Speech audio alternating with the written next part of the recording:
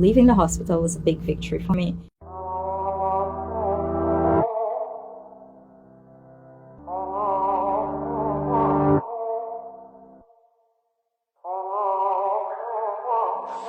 My name is Indira Lupuku. I'm a mother of two, ages 9 and 6. In September last year, a close relative of mine got COVID, and that relative of mine, very close family member, she went on to get pneumonia with COVID, and she was to the point of death. After that, we realized that we were all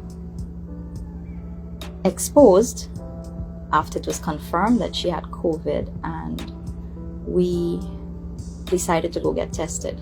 As soon as we got tested, we were all tested, and we all tested positive. The first week went by, the ministry official was calling every day. They were checking up, and then the second week passed, and I started to get back more symptoms. After I told the nurse, she said, I think you need to go get tested again. I went and I got retested, and I was still positive. I was saying, okay, fine, this is another 2 weeks. I'm going to be fine. I'm going to go through it and I'll be okay. And one day I was lying down. It was about 6 o'clock in the evening, and I jumped up out of my sleep because I couldn't breathe properly. The shortness of breath continued, but it only happened when I was lying down. So I'd have to wake up in the middle of the night and sit up trying to breathe properly. It had kept happening every time, and it started to increase. So I went back to the same GPHC COVID section, and another doctor looked at me, and he didn't want to take any chances. So he told me, I'm going to send you to Liliendal. I had to tell my children, I'm not going to be there for a little while. As I was in there, being in hospital, it's taxing mentally. It's very easy to fall into depression.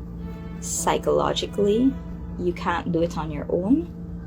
By all means, you need all the support that you can get from family and friends. I was able to get people like my pastor and so on calling and checking on me, and it helped, but I still wasn't able to see my children. So my husband decided that before they have online school, so in the mornings before he goes to work at 5, he would bring them up. We live all the way in Diamond, so he would come all the way up on the East Coast and take them over the road where my room was.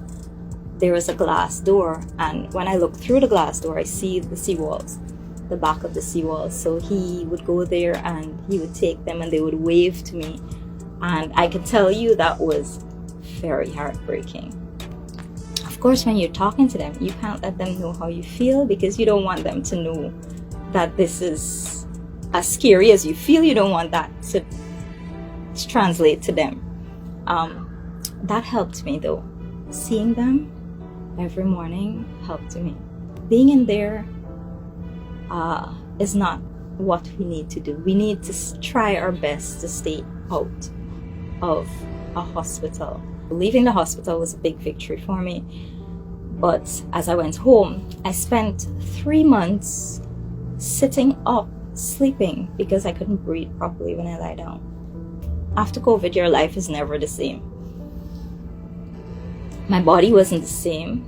I had symptoms of long COVID, where I had everything was cloudy for me. My body I couldn't go up a flight of stairs without panting for breath. And it was frustrating because I was getting nowhere. I was trying everything. And one doctor at the respiratory clinic at GPHC decided to say, I'm going to send you to physiotherapy. I had a really good therapist. She was able to give me some exercises, and she moved me from, I think we had 6 weeks of physiotherapy. And I can tell you from that, I'm now able to lie down flat and sleep like a normal person again. It has taken some time. We're getting a little bit lackadaisical in our approach to COVID, where we don't want to wear masks, we don't want to do this, we're tired of sanitizing, but it's necessary. And more importantly, it's necessary for us to vaccinate.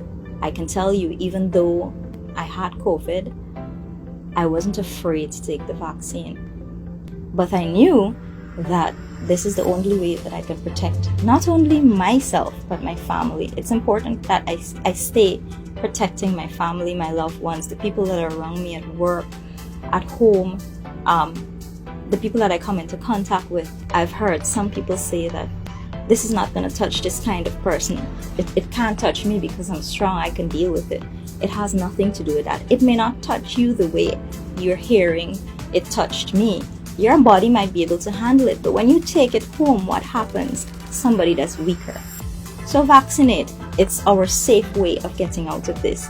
And it's a safe way of getting the world back to normal.